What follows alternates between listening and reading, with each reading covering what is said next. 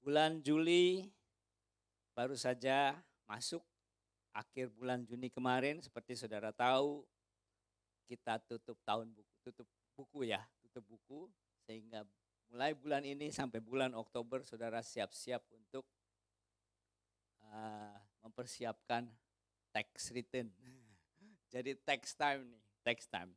Nah, setiap kali saya diingatkan akan season tentang tax ini, ada satu ayat dalam Alkitab yang mengingatkan ke saya tentang bagaimana Tuhan Yesus di-challenge dengan pertanyaan tax ini, kalau saudara ingat ya.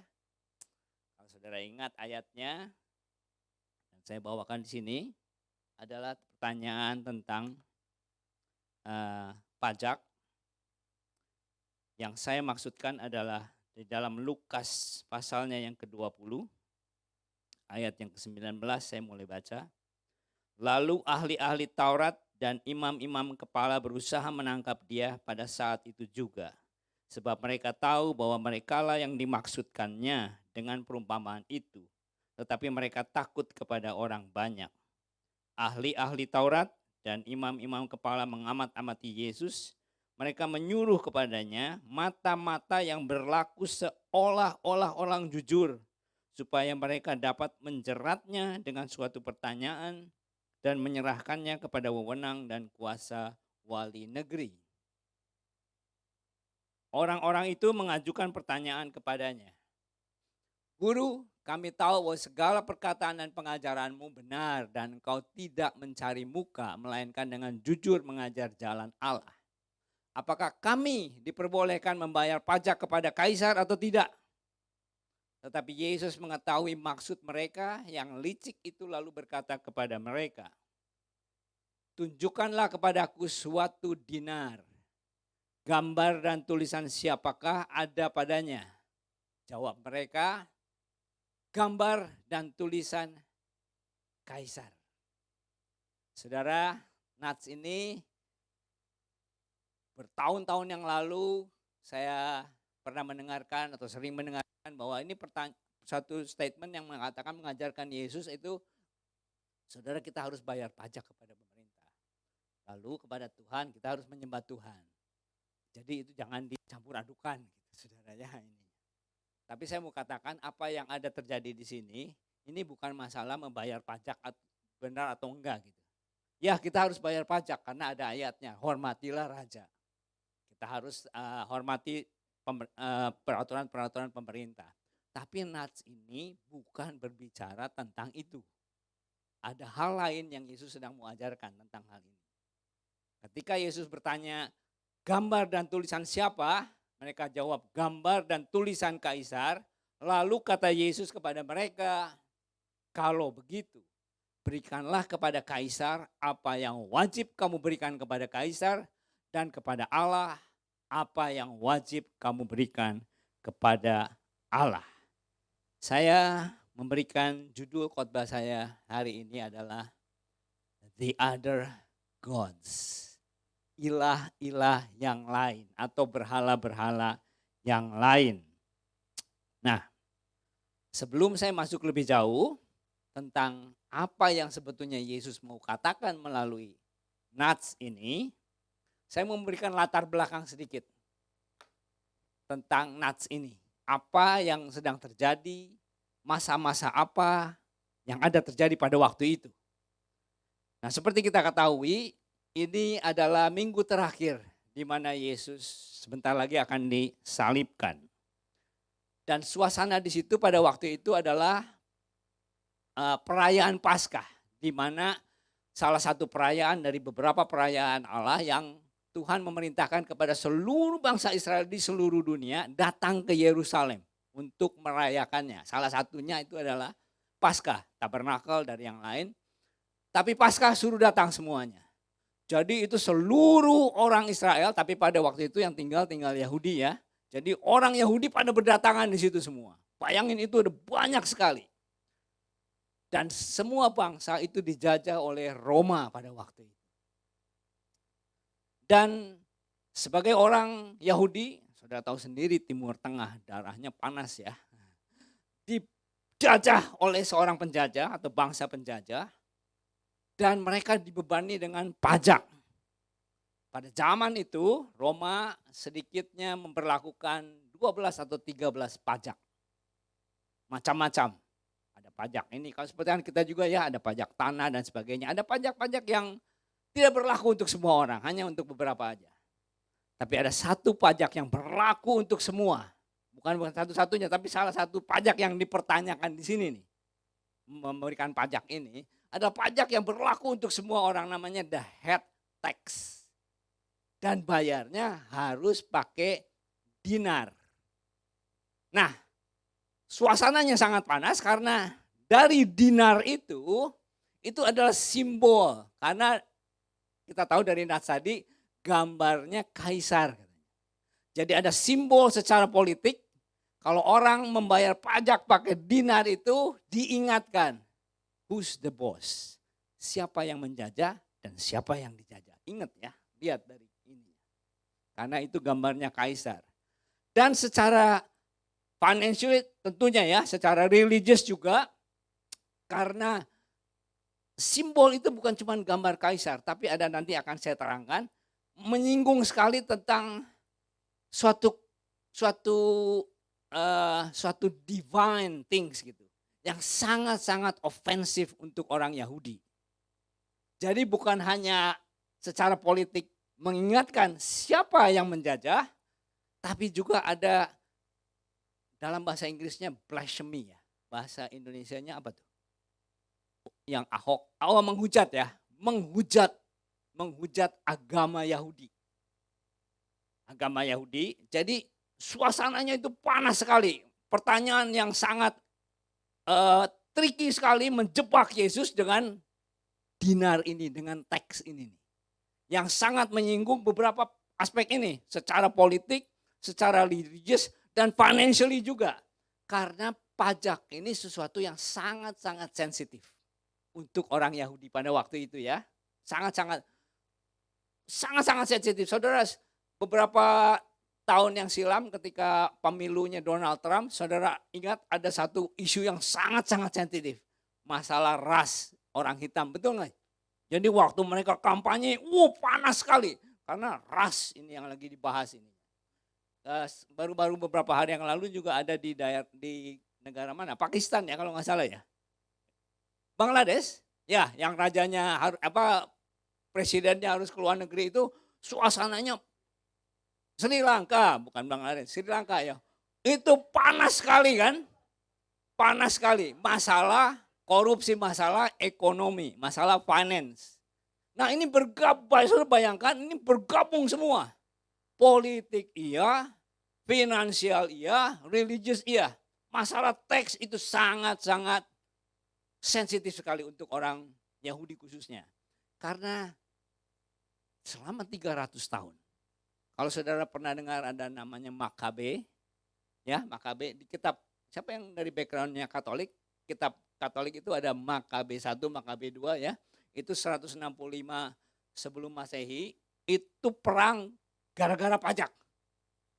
Sampai lewat Bait Suci dirubuhkan tahun 70, sampai masih terus 135 setelah Masehi, itu pemberontakan terakhir terkenal di bawah Bar Kokhba itu selama 300 tahun itu pemberontakan, uprising dari bangsa Yahudi melawan penjajah itu gara-gara teks. Gara-gara teks itu satu hal yang sangat-sangat sensitif sekali, membebani yang dijajah itu. Dan ada 62 perang selama 300 itu gara-gara teks, gara-gara pajak. Dari 62 perang itu, 61 perang itu dimulai dari Galilea, tempat di mana Yesus berasal. Saudara bayangkan, sekarang nih datang Yesus dari Galilea, suasananya panasnya minta ampun, ditanya dengan pertanyaan yang menjebak. Pajak, teks. Dan teksnya bukan teks, hanya teks saja. Head tax tadi. Yang involve dinar. Nah kita akan lihat apa yang Yesus ini sedang mau ajarkan kepada kita. dengan bertanya, tunjukkan kepadaku dinar. Dengan itu menunjukkan bahwa Yesus enggak punya dinar. Jangan-jangan I'm not surprised kalau Yesus itu najis pegang dinar. Makanya dia tanya, tunjukkan kepadaku dinar itu. Ada apa sebetulnya di dinar itu ya? Nah, apa yang Yesus mau ajarkan dengan itu? Pertama-tama saya mau katakan, dia mengajarkan kepada orang percaya supaya radikal. Dan kita akan lihat hubungannya dengan pertanyaan tadi dan dinar ini, saudara. Dinar, kalau saudara Google, saudara akan temukan sisi depan dan sisi belakangnya. Sisi yang depan itu dalam bahasa Latin dan kalau diterjemahkan, tulisannya Tiberius Caesar, son of a divine Augustus. Jadi inilah gambar Kaisar Tiberius, anak ilahi dari Kaisar Agustus. Jadi dengan kata lain, ini anak dewa. Kalau anak dewa, dewa berarti ya. Karena Kaisar itu didewakan, dianggap dewa. Dan di balik sisi satunya lagi, tulisannya adalah Pontifex Maximus, Latin dalam bahasa Inggrisnya the high priest, imam besar. Jadi ini gambar image yang menunjukkan keilahian atau kealahan dari Kaisar. Dan inilah yang dipakai oleh Kaisar untuk memberitahu kepada penjajahnya. Supaya kamu tahu secara politik siapa yang menjajah. Dan supaya kamu mengakui bahwa akulah Allah, dewa. So it's a very offensive untuk orang Yahudi yang punya pedoman itu Allah kami cuma satu. Jadi, nah pertanyaan ini sangat menjebak sekali. Apakah diperbolehkan membayar pajak kepada kaisar atau tidak? Nah pesan yang Yesus berikan dengan pertanyaan, tunjukkan kepadaku denarius itu. Lalu dia tunjukkan gambar siapa yang ada di situ. Gambar kaisar, lalu dia berkata, karena itu ada gambar kaisar, berikan kepada kaisar. Tapi kalian, gambar siapa yang ada pada dirimu? Begitu, saudara harus perhatikan ya, kalau setiap kali tulisan Yesus berkata atau apa gitu ya, atau berbuat apa, itu it must have come from somewhere. Gak jarang apa gitu yang pewahyuan yang tiba-tiba gitu ya, yang dari mana dan orang nggak ngerti gitu. Ini ngomong apa ya Yesus gitu. Itu sebagian besar berasal dari kitab suci Perjanjian Lama atau dari tradisi-tradisi yang mereka sudah pahami, pengajaran-pengajaran yang orang-orang itu udah pahami gitu. Lalu Yesus suka refer ininya. Dan mereka tahu apa yang Yesus maksudkan. Nah dalam hal ini Yesus refernya kepada kitab suci. Saudara pun mungkin akan langsung klik karena ini ayat yang sangat familiar. Kalau dikatakan gambar, saudara ingatnya ayat yang mana? Ayat penting yang ada katanya gambar. Kitab Kejadian. Baiklah kita menjadikan manusia serupa dengan gambar dan luka. Dan semua pendengar Yesus ini tahu kemana Yesus ini refernya, kepada Kejadian pasal 1 itu. Tapi kalian, gambar siapa yang ada padamu? Hidupmu. Mereka tahu gitu. Oh iya, Kejadian 1. Karena itu berikan apa yang ada gambarnya kaisar, balikin kepada kaisar. Tapi kita semua pendengarnya Yesus, gambar siapa yang ada? Kalau gambarnya Tuhan, berikan balik kepada Tuhan. That's pengajaran yang Yesus mau berikan kepada pendengarnya. Bukan hanya yang menanyakan kepada denarius itu seperti kayak membalikan ya, seperti bumerang gitu. Karena waktu dia bertanya, tunjukkan kepadaku suatu dinar, yang menunjukkan kan kemungkinan dia yang bertanya itu ya. Jadi artinya, kamu ini memegang barang haram ya katanya. Kamu ini mengakui ini, jadi seperti membalikan gitu. Tapi sekaligus juga untuk semua pendengarnya, sampai kepada kita hari ini pun, pesan yang sama, dan gambar siapa yang ada padamu. Kalau itu gambar Tuhan Allah, berikan hidupmu kepada Tuhan Allahmu. Nah, jadi yang kedua yang Yesus mau berikan pesan kepada kita, yang pertama adalah supaya kita menjadi radikal. Yang kedua, berhati-hatilah dengan gambar yang kita izinkan untuk kita adopsi. Karena itu akan membentuk jati diri kita. Jati diri kita bisa distorted. Kalau gambar yang tadinya gambar Allah, lalu kita terima dengan gambar-gambar yang dunia tawarkan, itu bisa membuat jati diri kita ini menjadi rancu, menjadi rusak ya. Karena apa yang kita sembah, waktu kita mengizinkan gambar itu, atau kita adopsi gambar itu dalam hidup kita, itu sama dengan kita itu menyembah gambar itu. Kalau kita serahkan hidup kita kepadanya ya.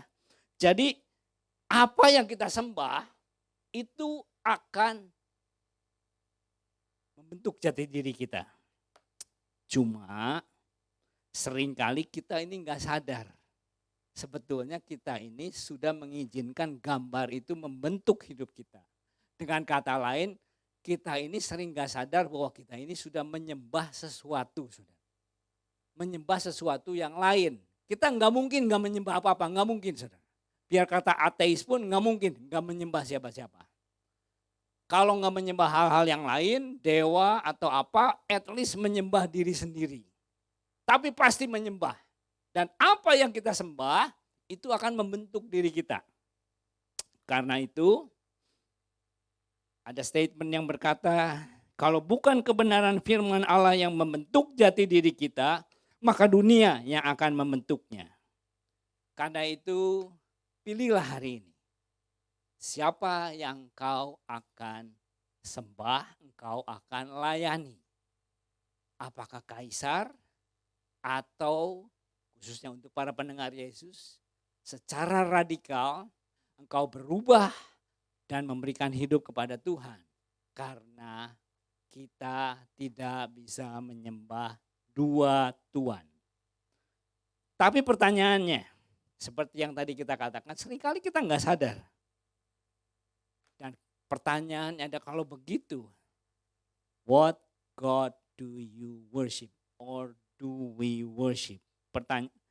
Ilah-ilah atau Allah-Allah apa saja yang kita sembah. Nah, bicara tentang hal ini seperti COVID, khususnya yang Omikron ini, nggak terlalu ganas gitu saudara. Tapi banyak yang menyangkal bahwa saya ini sebetulnya udah terjangkit, tapi banyak yang menyangkal. Beberapa waktu yang lalu, waktu saya pun terjangkit dengan COVID ini, saya merasa kayaknya kok nggak ada apa-apanya. Gitu. Parahnya cuma 1 hari aja. Lalu besokannya saya pikir ini flu biasa nih, saya perlu ke dokter untuk minta antibiotik. Nggak taunya sama dokter, wah kamu kena Omikron nih, kena COVID. Gitu. Jadi PCR. Kalau saya nggak ke dokter, saya akan nyangkal saya kena COVID. Jadi dari mana taunya? Dari simptomnya. Simptomnya itu kebanyakan kalau yang saudara pernah mengalami beda ya dengan flu-flu biasa gitu. Waduh. Tapi banyak yang menyangkal juga.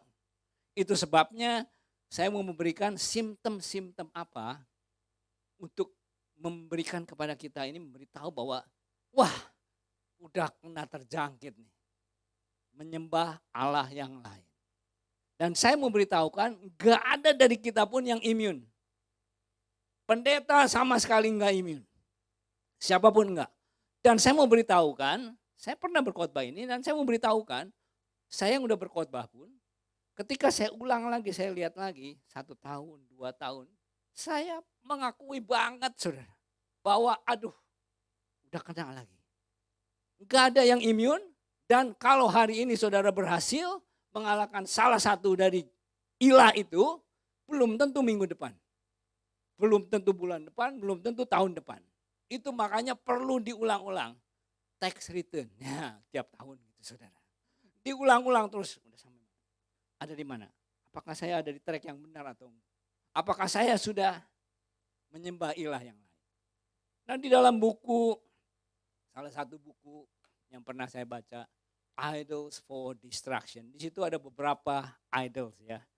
Tapi saya ambil beberapa aja, 4 yang akan saya bahas dalam kira-kira 2 minggu.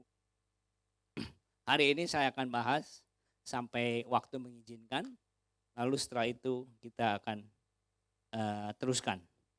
Yang pertama adalah idols of humanity. Idols of humanity. Nah, idols of humanity ini bukan berarti orang yang menyembah idols of humanity ini nggak tahu firman. Ayat yang paling relevan dengan idols ini untuk bangsa Israel khususnya adalah Hakim 17 ayat 6 berkata begini. Pada zaman itu tidak ada raja di antara orang Israel. Setiap orang berbuat apa yang benar menurut pandangannya sendiri. Jadi sekali lagi, bukan berarti bangsa Israel ini nggak tahu firman Tuhan. Bukan berarti mereka nggak ibadah. Mungkin ibadahnya lebih setia dari kita. Dari aplikasinya buat kita sekarang, kita bisa menyembah idols of humanity ini, bukan berarti kita nggak tahu firman. Bukan nggak berarti kita nggak suka beribadah. Tapi orang yang beribadah pun nggak immune terhadap idols of humanity ini. Dan setiap idols ini saya mau beritahu, enggak semuanya jelek. Kalau semuanya jelek saudara langsung gampang di-tag. Nah ini mah jelek ya udah. Tapi masalahnya setiap berhala ini ada yang bagusnya. Seperti humanity. Saudara pernah dengar kan istilah humanitarian? Bagus kan? Menolong orang dan sebagainya. Baik sekali saudara. Tapi di baliknya itu, akarnya itu yang kita mesti tahu. Nah karena humanitarian ini baik ini justru yang masalah menjadi dengan gereja. Kenapa? Karena gereja zaman sekarang ini cenderung kepada idols yang lain yang sifat salah satunya adalah selfish. Selfish ini. Sedangkan melawan dunia yang humanitariannya kuat. Zaman dulu gereja itu bagus namanya karena melawan dunia yang jahat dan jelek. Sekarang gereja melawan dunia yang organisasi yang humanitarian, yang menerima orang apa adanya. Mau sesat kayak nggak sesat, kami terima. Gereja menghakiminya kuat banget. Eksklusif, selfish dan sebagainya. Wah, kalah melawan dunia yang meskipun mereka idol of humanity ini. Orang-orang di dunia ini kan lebih ini ya. Dulu saya ingat saudara, nggak perlu jauh-jauh. Saya dengan kakak saya yang tertua itu 15 tahun bedanya. Kami di sekolah yang sama di Bandung, SMA yang sama. Zamannya kakak saya yang tua itu, yang tertua itu ya, 15 tahun. Itu brudernya dikenal baik saudara. Dikenal baik. Kakak saya belum bayar uang sekolah. Berapa bulan, yang ditanya oleh bruder itu ya, bukan ditanya ditagih uang sekolahnya. Ditanyanya, ada beras enggak di rumah? Zamannya saya 15 tahun itu kan deket banget saudara. Zamannya saya, namanya sekolah Katolik, sekolah swasta, sekolah Kristen lah. Saudara-saudara tahu kan, saudara Kristen, rumah sakit Kristen, sekolah Kristen. Terkenalnya apanya? Humanitariannya?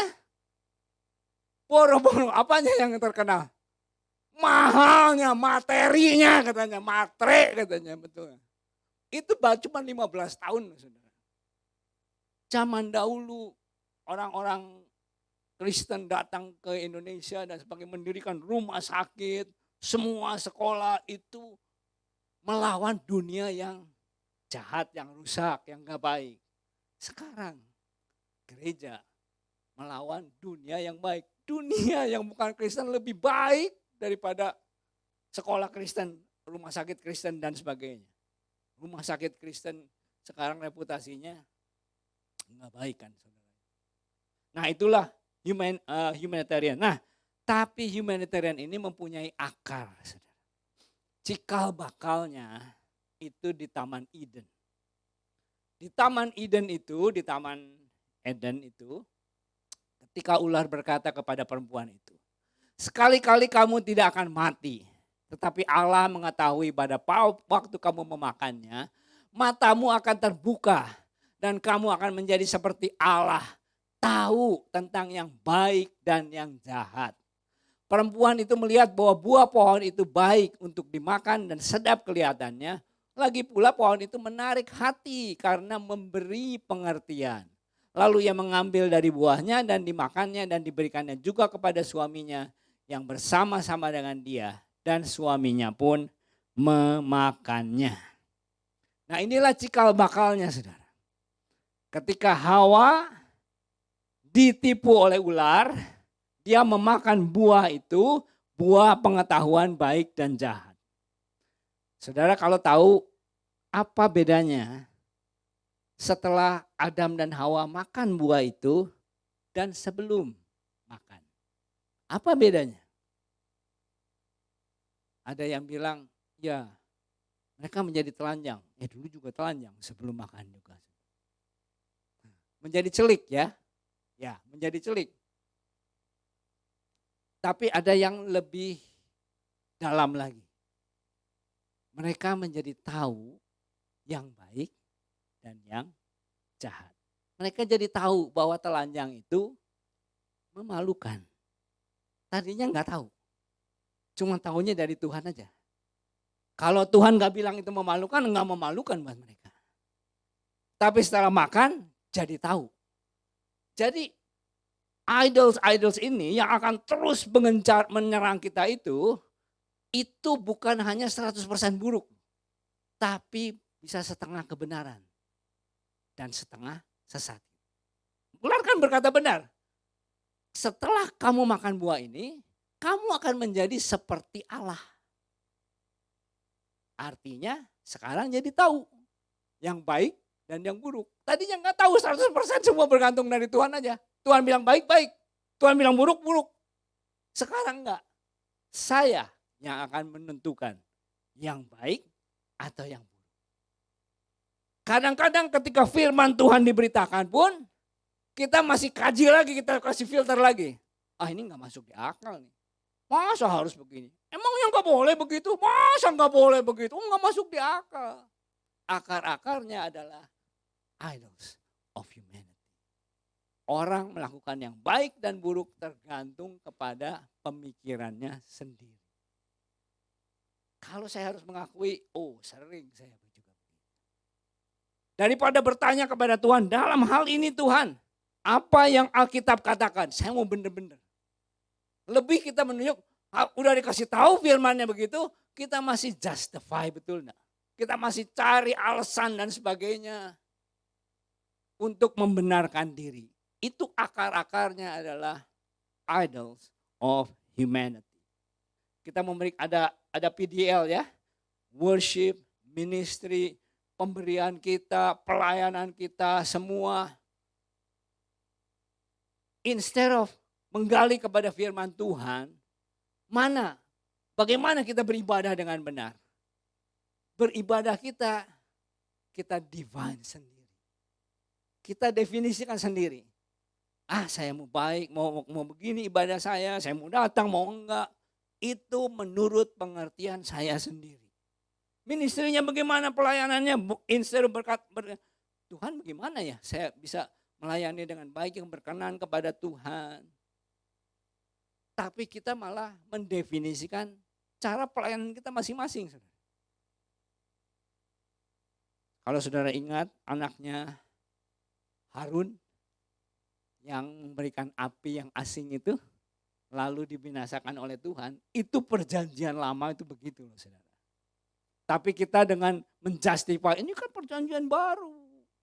Kita bisa seenaknya, Tuhan penuh kasih anugerah. Lalu kita buat seenaknya, kita mendefinisikan apa yang baik menurut kita. Instead of berkata, apa yang Tuhan mau.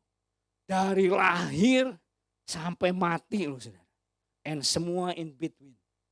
Idols of humanity itu akan menyerang terus. Hari ini kalau saudara lihat dari lahir, orang sekarang udah bisa justify loh. Ini layak dilahirkan atau enggak? Atau bunuh aja dah. Sampai kepada kematian. Siapa yang menentukan? Udah bukan Tuhan lagi. Manusia yang menentukan. Mati atau enggak. Semua. And semua in between. Pernikahan semua. Dulu kan ada ininya, ada aturan-aturannya bagaimana ini ya. Semuanya. Sekarang menikahi apa saja, saya nggak heran nanti menikahi hewan juga boleh kali saudara. Karena apa? Idols of humanity.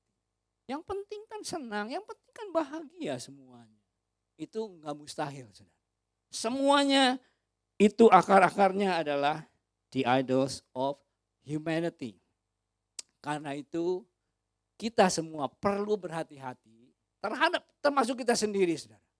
Apakah iman kita ini didasarkan kepada pemikiran kita sendiri ini atau perasaan kita, apa yang kita pikir itu benar atau dari firman Allah. Saya mengerti enggak semua firman Allah itu secara detail ya harus kita lakukan, seperti misalnya ada hal-hal yang udah enggak relevan buat kita. Seperti misalnya harus disunat, harus pakai apa itu kalau laki-laki itu rambut yang di pinggir tuh kita nyebutnya godek, nggak tahu saudara itu bahasa apa tuh. Godeknya nggak boleh dicukur. Pakai ini itu hal-hal yang nggak relevan lagi buat kita. Seperti dietary law, nggak boleh makan makanan yang haram. Itu mungkin udah nggak ini. Tapi ada banyak hal-hal yang sebetulnya masih relevan buat kita, tapi kita sudah nggak hiraukan lagi. Kita mendefinisikan apa yang anggap kita benar. Jadi, baik, sebelum saya masuk ke poin yang kedua karena saya rasa waktu juga sudah ini ya. Saya memberikan dua hal saja. Tentang ciri-ciri berhala, saudara. Ciri-ciri berhala. Nanti ada setiap kita membahas itu, hal ini berlaku untuk setiap berhala. Minimal ada dua, ada banyak ciri-ciri. Tahu dari mana saya udah terikat kepada berhala itu atau enggak? Bagaimana Pak? Saya berikan dua hal. Yang pertama, passion saudara. Hati saudara akan menentukan di mana berhala kita. Saudara ingat-ingat kalau seandainya kalau saudara lagi senggang waktu, uang banyak, waktu ada, itu akan saudara serve kemana? Hidup saudara. Semua orang akan beda-beda. Saya juga punya. Saudara nggak perlu jawab, tapi saudara renungkan. Saudara uang banyak, waktu ada, sehat semua. Kira-kira nomor satu di list saudara apa tuh? Tahu saudara bucket list ya? Wah ini yang belum dicapai. Ini apa-apa. Saya mau beritahu, that's your idols. Saya katakan kita tidak ada yang imun. Karena itu Tuhan berkata, di mana hartamu berada, di situ hatimu. Jadi hatinya lihat ininya hati. Kemana nih hatinya? Your passion.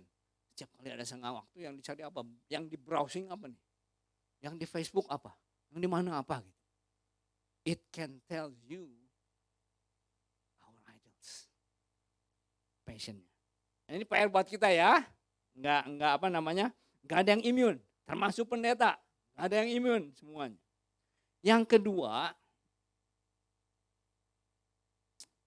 kita akan marah kalau idols itu ditouch, disinggung.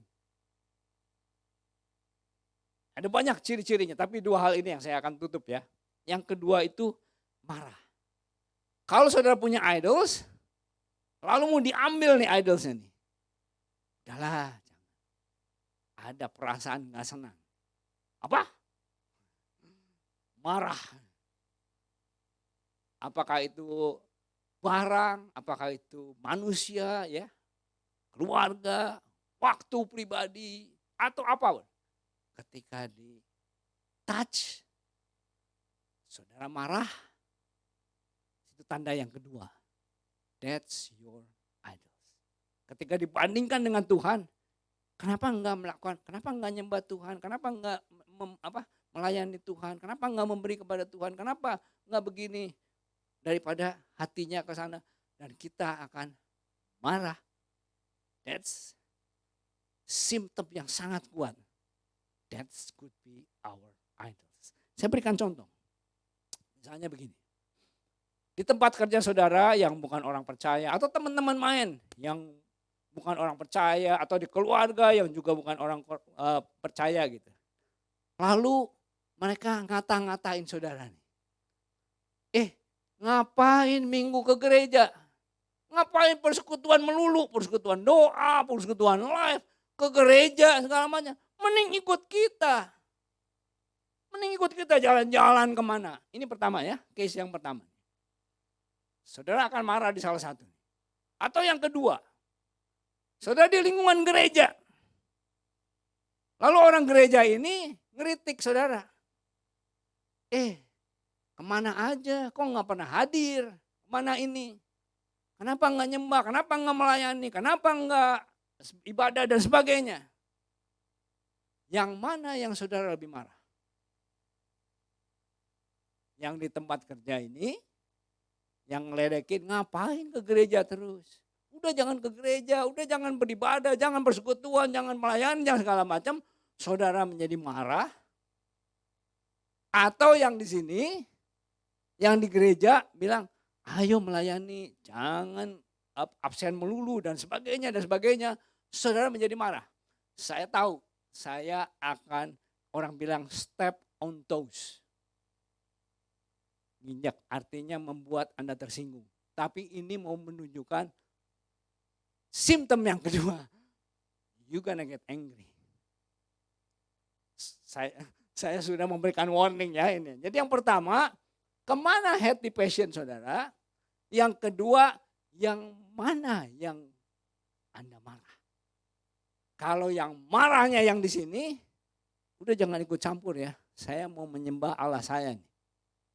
Saya nggak suka dikritik-kritik seperti itu. Atau yang ini, yang membuat Anda tersinggung, membuat saudara marah, itu menunjukkan siapa berhala kita. Atau apa berhala kita. Sekali lagi, bukan saya sedang mau memarahi saudara. Saya mau menunjukkan yang membuat marah yang mana saudara. Karena tidak ada yang imun buat kita semua. Pendeta juga enggak imun. Ada yang membuat dia marah, kita marah, dan hati kita, tapi itu menunjukkan siapa berhala kita.